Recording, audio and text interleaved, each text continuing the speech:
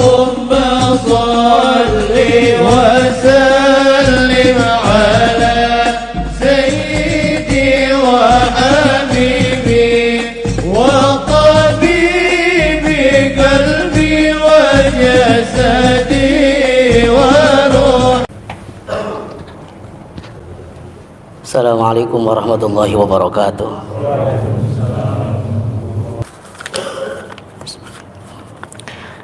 Bismillahirrahmanirrahim. Alhamdulillahilladzi anzala ala 'abdihil kitaba wa lam yaj'al lahu 'iwaja qayyima.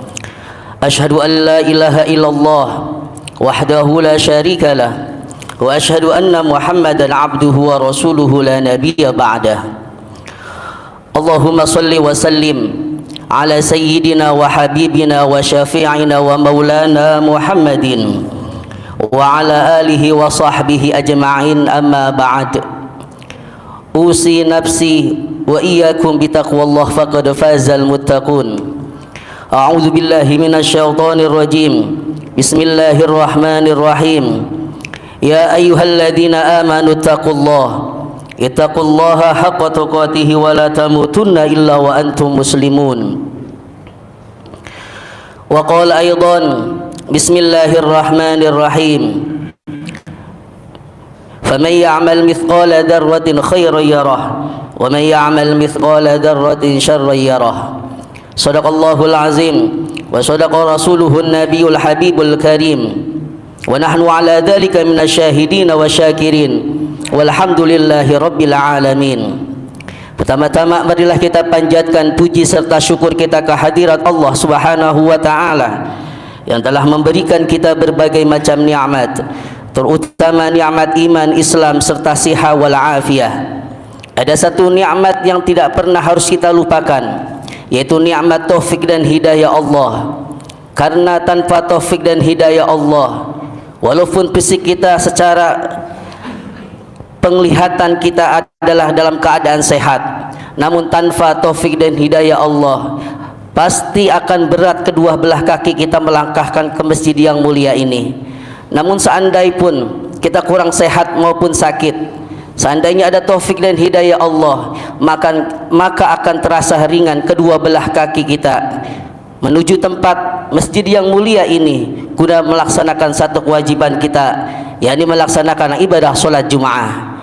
Kita berharap kepada Allah Subhanahu wa taala, mudah-mudahan segala amal kebaikan kita yang sunnah maupun wajib dari hari-hari sebelumnya diterima oleh Allah Subhanahu wa taala. Salawat beriring salam marilah kita anugerahkan kepada baginda besar Nabi Muhammad sallallahu alaihi wasallam. Mudah-mudahan kita termasuk dari umat Rasulullah yang mendapatkan syafaat beliau di hari kiamat nanti. Amin amin ya Allah ya rabbal alamin. Para hadirin hafizakumullah, sebelum khatib menyampaikan isi khutbah kali ini, khatib berwasiat khususnya buat khatib pribadi, umumnya buat kita semua. Marilah kita tingkatkan ketakwaan kita kepada Allah Subhanahu wa taala, yakni dengan menjalankan segala perintahnya dan menjauh apa yang dilarangnya.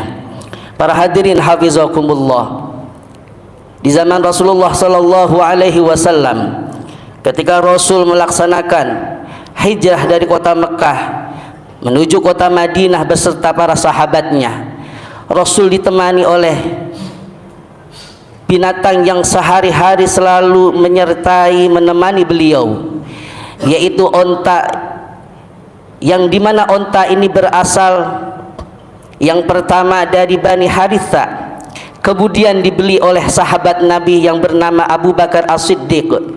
Kemudian ketika ingin hijrah ke kota Madinah, Rasulullah membelinya kembali kepada Sayyidina Abu Bakar As-Siddiq dengan harga 400 dirham.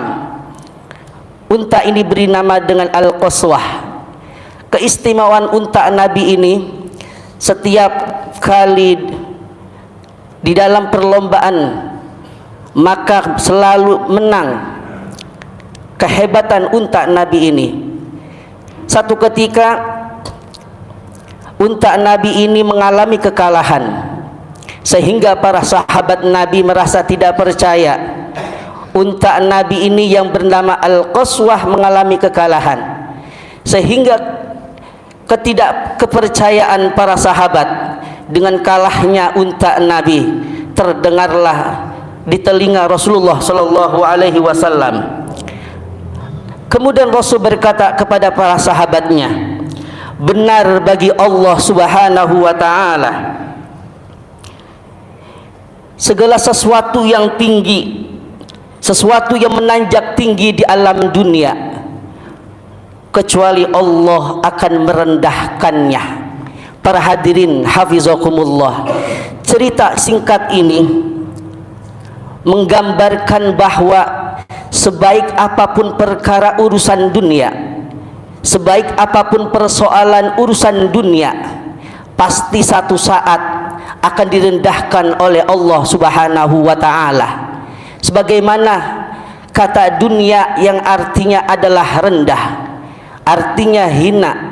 Jikalau seseorang dalam kehidupannya siang sampai malam, pagi sampai petang, yang dia hanya cari adalah kehidupan dunia saja, berarti seakan-akan seseorang ini mencari sesuatu yang rendah, mencari sesuatu yang hina, mencari sesuatu yang fana, mencari sesuatu yang akan binasa, mencari sesuatu yang tidak akan kekal selamanya. Para hadirin hafizakumullah, satu ketika Umar bin Khattab melihat seorang nabi yang mulia tidur di atas pelepah kurma. Kesedihan menghantui Sayyidina Umar bin Khattab. Kemudian beliau berkata kepada, ya Rasulullah, sedih rasanya melihat engkau seorang utusan Allah, Sayyidul Anbiya, rajanya para nabi, sedangkan raja-raja di sekitar kita tidurnya di atas kasur yang empuk, di atas kain sutra yang sangat indah. Kemudian Nabi berkata, wahai sahabatku Umar bin Khattab, akhirat adalah milik kita, sedangkan dunia adalah milik mereka.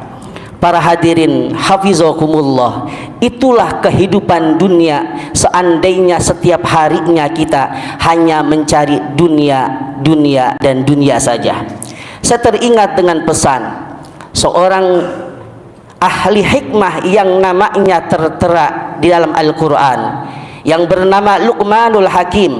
Satu ketika beliau menyampaikan kepada anaknya, ya bunayya, innan nasa thalathatu asya, wahai anakku, sesungguhnya manusia itu terbagi dalam tiga. Thuluthul lillah, sepertiganya untuk Allah, wa thuluthul li nafsi, sepertiganya untuk dirinya, wa thuluthul lidudi, sepertiganya untuk cacing. Umar, sahabat Nabi tadi, dan saya teringat dengan pesan tadi dari sahabat, mohon maaf, dari seorang ahli hikmah yang bernama Luqmanul Hakim. Wahai anakku, sesungguhnya manusia itu kesempurnaannya luar biasa secara fisik. Dia akan hidup jika ada ruhnya ditiupkan oleh Allah. Ketika seseorang itu meninggal dunia, maka ruhnya akan dicabut oleh Allah, lalu ruhnya itu akan kembali kepada Allah. Seandainya ruh ini adalah dari orang yang soleh, dari seorang yang baik, dari ulama, dari para nabi, maka ruh ini akan ditempatkan di tempat yang sangat mulia dan tinggi, yang dinamakan dengan Illiyin. Seandainya ruh ini dari orang yang banyak dosa, orang non muslim, maka nanti begitu akhir hayatnya ruhnya itu akan kembali kepada Allah, namun ditempatkan di tempat yang sangat rendah. Ketika ruh sudah dicabut, maka jasad ini akan masuk ke dalam kubur. Jasad ini akan diambil oleh bagian dari binatang yang bernama cacing. Sedangkan untuk manusia sendiri itu akan kembali amalnya. Sepertiga untuk Allah, sepertiga untuk dirinya berupa amalnya, sepertiga jasadnya itu, yaitu bagian jasad untuk binatang-binatang yang berada di alam kubur. Para hadirin hafizakumullah, jasad yang utuh itu insya Allah adalah orang-orang yang soleh. para nabi, para rasul, para waliullah, para orang-orang yang baik. Meskipun di penglihatan jasad kita, di penglihatan zahiriyah dia bukan seorang ulama, namun beliau adalah orang baik. Sudah banyak cerita di antara kita, hanya seorang guru ngaji pun ternyata dimuliakan oleh Allah. Begitu digali kuburannya, jasadnya mati utuh, masih utuh. Itulah kehebatannya orang-orang yang soleh. Kalau seandainya orang itu tidak baik, maka umumnya jasad itu akan dimakan oleh binatang yang berada di alam kubur. Para hadirin hafizakumullah, oleh karenanya dunia ini hanyalah sebagai tempat untuk perpindahan saja, wasilah, perantara, alat untuk menuju alam baka, yaitu alam akhirat. Oleh karenanya kita berharap kepada Allah Subhanahu wa taala, dunia ini harus kita imbangi dan kita teringat dengan pesan yang disampaikan oleh seorang ahli hikmah tadi. Boleh kita bekerja siang dan malam, tetapi diniatkan untuk ibadah kepada Allah. Boleh kita mencari nafkah pagi, siang, malam sampai tidak mengenal waktu, tapi kita niatkan untuk keluarga kita, sehingga dunia yang kita cari itu bernilai ibadah, sehingga apa yang kita cari di alam dunia ini bernilai pahala buat kita sendiri, sehingga nanti di alam akhirat amalan-amal kebaikan itulah yang akan kembali kepada diri kita.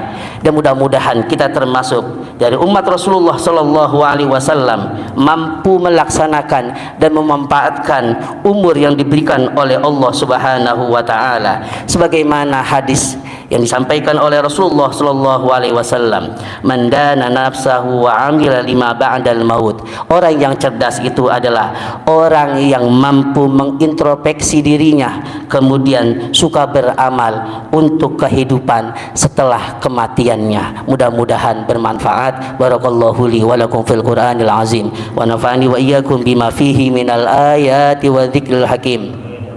Wa taqabbalallahu minni wa minkum tilawatahu innahu huwal ghafurur rahim.